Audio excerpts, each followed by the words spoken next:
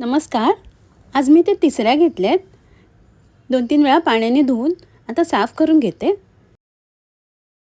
अशा प्रकारे सर्व तिसऱ्या साफ करून धुवून घेतलेल्या आहेत. इथे तवली घेतलेली आहे. त्यात उभ्या चिरलेल्या 2 हिरव्या मिरच्या, 2 बारीक चिरलेला कांदा, तिसऱ्या हळद, गरम मसाला घालते आणि थोडंसं पाणी घालून मिक्स करून घेते आणि झाकण लावून गॅसवर शिजायला ठेवते. थोड्या वेळाने झाकण काढलेलं आहे. तिसऱ्या शिजलेले आहेत. त्यात ओलं खोबरं घालते, मिक्स करून घेते आणि पुन्हा झाकण लावून शिजायला ठेवते. थोड्या वेळाने झाकण काढलेलं आहे. तिसऱ्यांमधलं पाणी सुकलेलं आहे. कोथिंबीर घालते. तिसऱ्यांचं सुकं तयार आहे. इथे तिसऱ्या सिंपली काढून बाजूला घेतलेल्या आहेत. त्यात बारीक चिरलेला कांदा, बारीक चिरलेला आलं, लसूण, हिरवी मिरची, खोबरं, चवीप्रमाणे मीठ, लाल मिरची पावडर, हळद आणि कोथिंबीर घालते आणि मिक्स करून घेते. बाजूला ठेवते. 10-15 मिनिटांनंतर कांद्यातनं पाणी सुटलेलं आहे.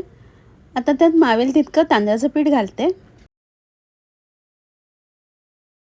आणि भजीचं पीठ तयार करून घेते. अशा प्रकारे गोळा घेते आणि हातावर त्याचा गोल आकार करून कटलेटसारखा आकार देते. तव्यावर तेल घेतलेले गरम करायला. त्या तिसऱ्यांचे डांगर फ्राय करून घेते. दोन्ही बाजूने बारीक गॅस करून शिजेपर्यंत फ्राय करून घेते. तिसऱ्यांचे डांगर तयार आहे. इथे कढी बनवायसाठी वाटप काढून घेते. ओलं खोबरं, अर्धा कांदा, धणे, चिंच आणि सुक्या मिरच्या घेतलेल्या आहेत. थोडीशी हळद घालते आणि ग्राइंडरवरती बारीक करून घेते. चिंच आणि कांदा थोड्या वेळाने घालते. थोडं पाणी घालते. आता कांदा आणि चिंच घालते आणि वाटून घेते. वाटप वाटून झालेलं आहे. आता काढून घेते. त्यात बारीक चिरलेला कांदा आणि हिरवी मिरची घालते. एक शेवग्याची शेंग साफ करून तुकडे करून घेतलेली घालते आणि झाकण लावून उकळी काढून घेते. कढीला उकळी आलेली आहे. त्यात तिसऱ्या आणि आंब्याची सोलं घालते.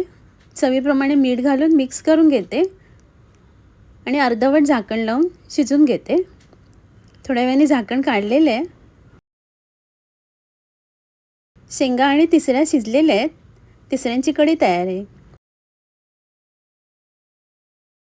ते कढईत तेल घेतलेलं आहे. त्यात थोडंसं मीठ घालते आणि हळद घालते. मिक्स करून घेते. साफ करून धुवून घेतलेली कोलंबी तेलावर परतून घेते. 3-4 मिनटं परतून झाल्यावर बाजूला काढून घेते. त्याच तेलात एक बारीक चिरलेला कांदा घालते आणि कांदा परतून घेते. कांदा परतून झाल्यावर त्यात आलं लसूण पेस्ट घालते. आलं लसूण पेस्ट परतून झाल्यावर एक टोमॅटो घालते. टोमॅटो परतून झाल्यावर भेंडी घालते, मोठी तुकडे करून घेतलेली, आणि परतून घेते. लाल मिरची पावडर, धणे पावडर आणि हळद घालते. थोडीशी कोथिंबीर घालून परतून घेते. आता भाजीत पाणी घालते थोडंसं आणि परतून ठेवलेली कोलंबी आणि मिरची घालते हिरवी. चवीप्रमाणे मीठ घालते. मिक्स करून घेते आणि झाकण लावून शिजायला ठेवते. थोड्या वेळाने झाकण काढून मिक्स करून घेते.